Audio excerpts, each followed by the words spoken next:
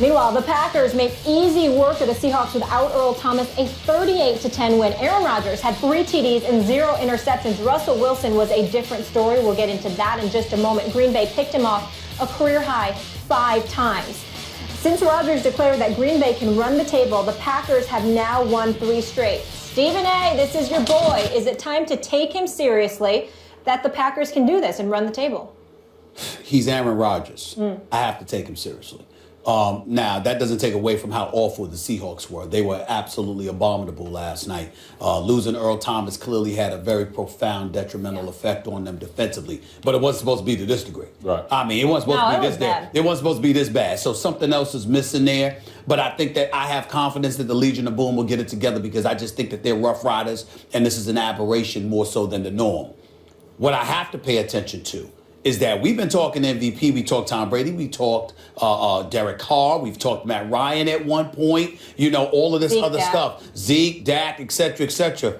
Has anybody taken the notice of Aaron Rodgers? I mean, I'm not saying they're going to win. Numbers. I'm not saying they're going to win because they got 6 losses on the season. Don't get me wrong. Completing 65% of his passes, 32 touchdowns, 7 interceptions, a QBR of 72, a passing rating of 101 with 3 games to play. I mean, this is MVP kind of stuff. Yeah. And so the bad man that he is, that everybody was talking about, brought up his brother on The Bachelor, talking smack about his own sibling. He should be ashamed of himself. You got everybody trying to get into their personal life. They start bothering his woman, Olivia Munn. I mean, everywhere he went, Aaron Rodgers being bothered. And all he's done is ball. All I'm saying is, you got Chicago, you got a home game in Minnesota. I see you winning those games. You got the last game of the regular season at Detroit, who's already beaten you. But Detroit got the Giants coming up. They could lose that game. So it's about to get very, very interesting. I'm still not going to take Green Bay to that level because I still don't trust their defense, Donovan. But I must confess, the bad man has been the bad man. He's definitely put up MVP numbers, and I look at it in the quarterback race, so to speak. Aaron Rodgers, Matt Ryan, Derek Carr, Matthew Stafford. These are guys who their teams have started to win early and they've continued it on. Now you're seeing the late push like we've seen from a lot of other players who have won MVP awards.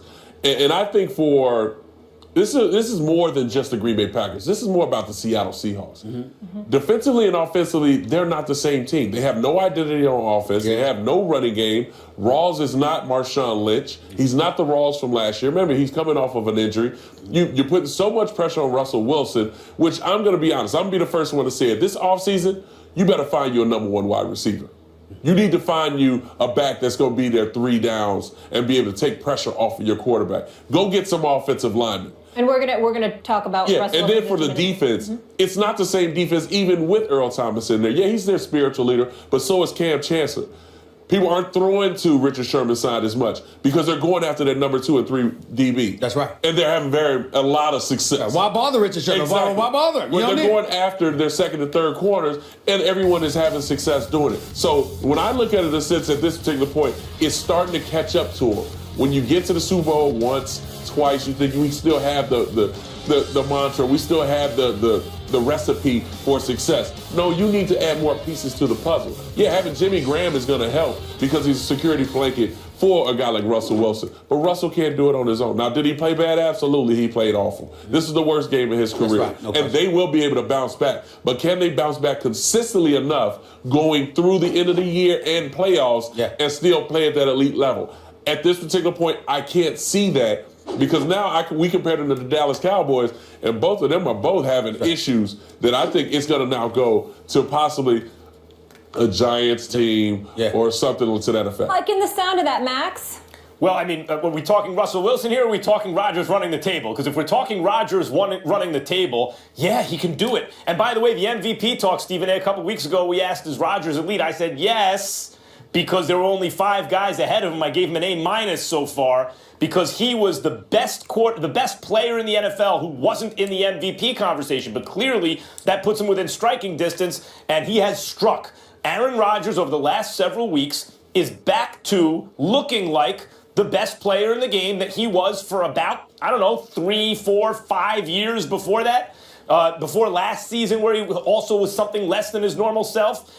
And if he's that guy, yeah, they can run the table. I mean, you look at the Bears, whatever, the Vikings, but not on the road. And then Zimmer is a problem for him, but again, not at Minnesota. And then the Lions. And the Lions are good, but they're not unbeatable. He could actually run the table because when he's right, he's the best quarterback in football and one of the greatest of all time. So you got to give him that shot. Donovan, I want to go back to you because I want you and Max to be privy to something that I noticed. And we all noticed the game against Atlanta on October 16th. Right. When they went up against Julio Jones and Richard Sherman was disgusted and going at one of the corners and had to be restrained and stuff before they started jumping around with him, getting his attitude right. That was a very defining moment for me because it highlighted his disappointment with other individuals not necessarily doing their job. I looked yesterday, and you know what I disliked a lot about, and this is just me, there's nobody else, and I understand that I may be stepping out there just a little bit, reading a little bit too much into it, but I'm dead serious when I say this. How you handle losing resonates with me when I sit there and look at you around your other teammates. You watch Russell Wilson in that post-game conference. Very nonchalant about it. Yeah, I hate turning the ball over, but, we move on from here. That's not a big deal, Donovan. It wouldn't be a big deal if it were the Eagles. It wouldn't be a big deal with the teams that I've seen you on and others on. But this particular team, with the mental makeup that they had, one of the reasons why we talked about the Legion of Boom was because they were fierce. And I remember Cam Chancellor and the Richard Shermans and others of the world, they used to talk about beast mode. Yeah. And the kind of attitude that he infused in the rest of the dudes just because he was the way that he was. And I'm seeing him going, whether it's Christine Michael, whether it's Rawls or anybody else, you're not getting that now. And so now the face of your franchise, particularly on the offensive side of the ball, is Russell Wilson, who no doubt can play at an elite level at times. But at the same time, that attitude, when you stink up the joint, even though there were passes that were dropped and the ball with interception wasn't his fault, when you have experiences where it's clear that you should be visibly disgusted and you don't have that, I kind of think that with that particular team, that works against you. What do you say to that? You're reading too much into it. Okay. You know my attitude. Okay. Yeah. One thing you don't want to do, especially going through the media, is now all of a sudden banging on podiums, talking about how upset and pissed off you are. You don't do that. And as a quarterback, you have to keep your composure. Because now, when we get to the film room, I'm being accountable for my mistakes that I'm making. Mm-hmm. I'm coming out to the practice field and trying to clean that up. I'm discussing with the rest of the guys what we need to do right and what we need to eliminate. But I think you're talking in general. What I'm saying is because of the team. I agree with you, but the only reason I'm bringing that up is because of the dudes they already have on the roster and how they will interpret that. Go ahead, Max. Yeah, in other words, that given the chemistry of the team and the attitude of the team, Russell Wilson's attitude, which is normally good, hey, it's no big deal, may not jibe in that locker room as well. I disagree with that. I thought Russell Wilson handled it perfectly. Yes. First of all, I know 5 interceptions is a bad game. At least 2 of them that I can recall went off a guy's either hands or shoulder pads. Those weren't on Russell Wilson. And Russell Wilson is one of my favorites because he is very good at all phases of the game. But it's not like his arm is the greatest rocket you've ever seen. And when he's playing behind a bad offensive line, and they've been bad all year, and he doesn't have a running game, and now Earl Thomas is gone, and you're playing against Aaron Rodgers, who exposes that and exploits that, takes advantage of it, now Russell Wilson's behind the 8 ball even more because it takes the play-action threat out of everything, which the running game really needs. So I think it was just, and by the way, that's the first time that Russell Wilson has ever been blown out in his NFL career. Think about that. You ain't getting through a whole NFL career without getting blown out. True. So eventually it's going to happen. And why not now? A desperate Green Bay team, you're out Earl Thomas, you got a bad O-line, the Packers show up, and Aaron Rodgers balls out, taking your play action away. I mean, that is when you might get blown out. I don't think this is that big a deal. Everything that could happen happened in that game. And that's the reason why that game was largely such a much of a big deficit for a team that no one expected Seattle to lose that way. Now, let's get back to his attitude. I remember playing in my 11 seasons in Philadelphia, that was one that everyone wanted to critique as how I look after a loss, how I look after a win. I was one of those people critiquing you. Yes, and one thing is, you have to be who you are. Mm-hmm. And for Russell Wilson, he's always been a calm guy to take everything on his shoulder.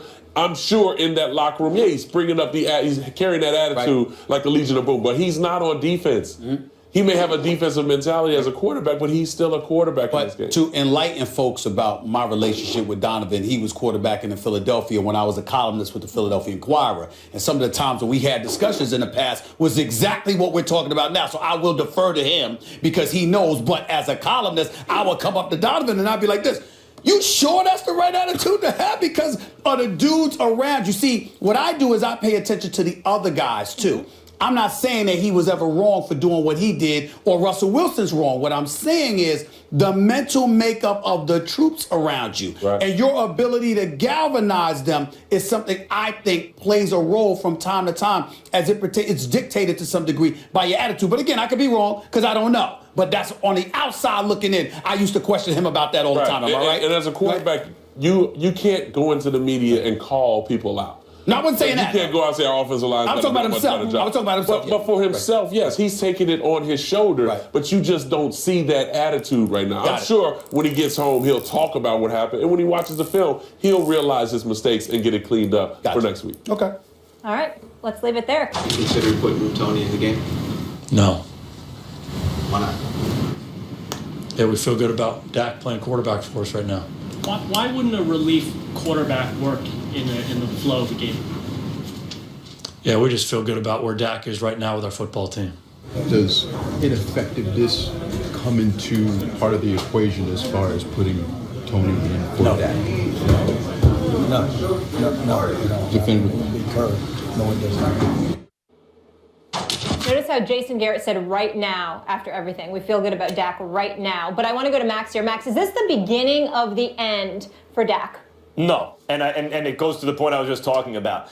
You start with Johnny Unitas. It doesn't matter what quarterback you're talking about. No quarterback is great or will look great to everybody every single game through the season. Donovan McNabb, an underrated great quarterback in my opinion, had some games, Donovan, I'm sure, where you didn't look good to outsiders, right? To people observing from the outside. But in fact, if you, I'm sure, analyzed it, wasn't so bad either, was it? Your offensive line, wasn't playing well. The other defense was elite. The receiver broke down the communication. It wasn't where he was supposed to be, and it made you look worse than you actually were that day. And then some days, you just have a bad day, too. The greatest players of all time, that's true for. Dak is excellent. They barely lost this year, as it turns out, basically just to the Giants. And I don't think the sky is falling for Dak Prescott. No, wait a minute, Max. I mean, as a quarterback, you have to be honest with yourself. If you played bad, you played bad. I'm not going to sit there and try to say, well, it wasn't as bad as you think it may have been when you watch the film.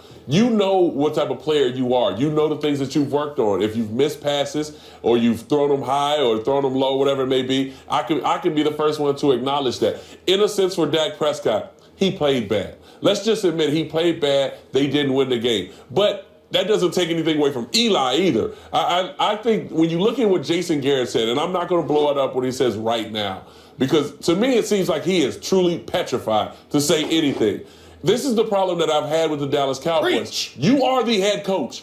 You have to be the one who set the tone, not Jerry Jones, the owner. Guys may run into Jerry Jones in the hallway and be able to communicate with him a little bit about maybe contracts, what's going on with the team, whatever it may be. But for the guy standing in front of that auditorium, talking to me to get me fired up about playing the Giants for the second time and being able to redeem ourselves, and Jason Garrett, you have to stand in front of the media and say, our starting quarterback is Dak Prescott. We're going to go as far as Dak Prescott takes us, not the backup Tony Romo. The problem is with this whole Tony Romo conversation, it's going to put more pressure on Dak Prescott. It's going to put more pressure on the whole offense when things don't go well. But Jason Garrett can put it to rest if he just step up and say, Dak Prescott is our guy. But we're going as far as he takes us. But he won't step up. He won't step up. And even Jerry Jones in the locker room looked like he was afraid to hurt Tony's psyche or something. Let's call it what it is. And I don't mean this as negatively as it's going to sound, but Jason Garrett's a puppet. Let's be clear about it. He's happy to have the job. He doesn't want to lose the job. He was like damn near the adopted son of Jerry Jones because he was being paid $3 million.